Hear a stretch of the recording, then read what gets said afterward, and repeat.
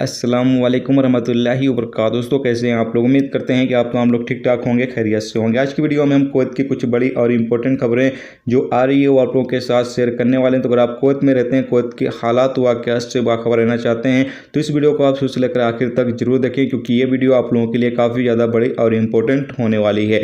पहली अपडेट ये है कि कुवैत मिनिस्ट्री ऑफ हेल्थ की तरफ से बताया गया है कि पिछले एक हफ्ते के दौरान 75,000 वैक्सीन सर्टिफिकेट जो है वो मिनिस्ट्री को सबमिट किए गए हैं, जिसमें से मिनिस्ट्री की जो टेक्निकल टीमें हैं उन्होंने सर्टिफिकेट को जो है वो रिव्यू किया है और तकरीबन 18,500 सर्टिफिकेट को जो है वो एक्सेप्ट किया गया है और 10,000 सर्टिफिकेट को रिजेक्ट भी कर दिया गया है। यानी कि 18,500 को जो है वो एक्सेप्ट कर लिया गया है, जो कि सब कुछ ठीक ठाक था, वो एक्सेप्ट हो चुका है। जबकि 10,000 को जो है वो अलग अलग वजह से रिजेक्ट भी कर दिया गया है।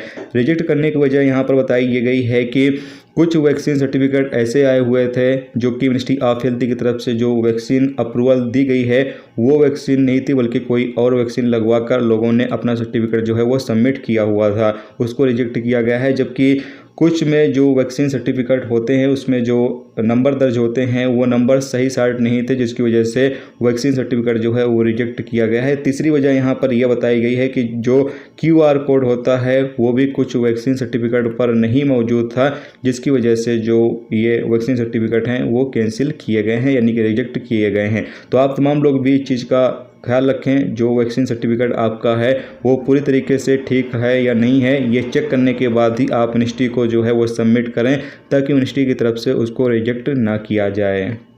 अगली अपडेट ये है कि कुवैत डोमेस्टिक लेबर ऑफिस के सरबराह बसम अल समरी ने बताया है कि फिलीपींस से आने वाली डायरेक्ट फ़्लाइटों की तादाद अगस्त और सितंबर में बढ़ाकर 23 कर दी जाएगी। अगस्त के महीने में 13 और सितंबर के महीने में 10 और बढ़ाने की उम्मीद है। जबकि इन फ़्लाइटों से 5,000 नए डोमेस्टिक वर्कर फिलीपींस से कुवैत लेकर आए जाएंगे।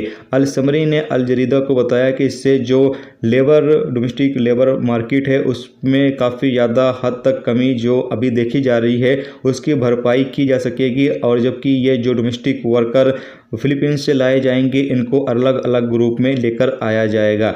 जबकि यहाँ पर बताया ये गया है कि जो डायरेक्ट फ़्लाइटें कुवैत सरकार शुरू कर रही है इससे काफ़ी हद तक जो खर्चा है वो पहले से कम हो जाएगा। बताया ये गया है कि जो डोमेस्टिक वर्कर फिलीपींस से आएंगे उनका जो खर्चा है वो 490 दिनार होगा, जबकि जो इंडिया से डोमेस्टिक वर्कर लेकर आया जाएगा उनका जो खर्चा है वो 390 दिनार आएगा। नए वीज़े पर जो डोमेस्टिक वर्कर आएंगे उनका यहाँ पर खर्चा बताया गया है। जबकि जो डोमेस्टिक वर्कर कुवैत वापसी करेंगे या फिर जो नए वीज़े पर आएंगे उन तमाम लोगों को जो है वो बेसलामा प्लेटफॉर्म पर जो है वो रजिस्ट्रेशन करना होगा।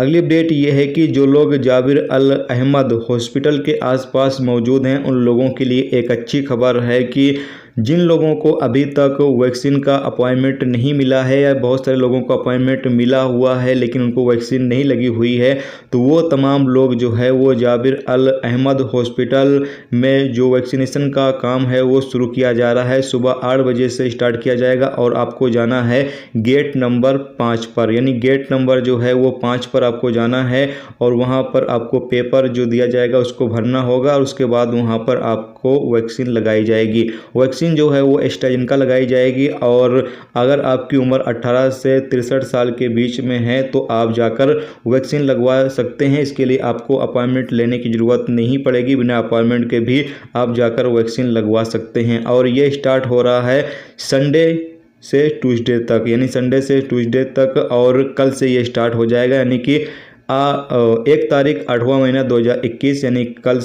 कल से ये स्टार्ट हो रहा है, यानी कल से इसकी स्टार्टिंग जो है वो हो रही है। तो आप तमाम लोग अगर जाबिर अल अहमद हॉस्पिटल के आसपास हैं, अगर अभी तक आपको वैक्सीन नहीं लगी है तो आप जाकर बिना अपॉइंटमेंट के भी इस हॉस्पिटल में वैक्सीन लगवा सकते हैं।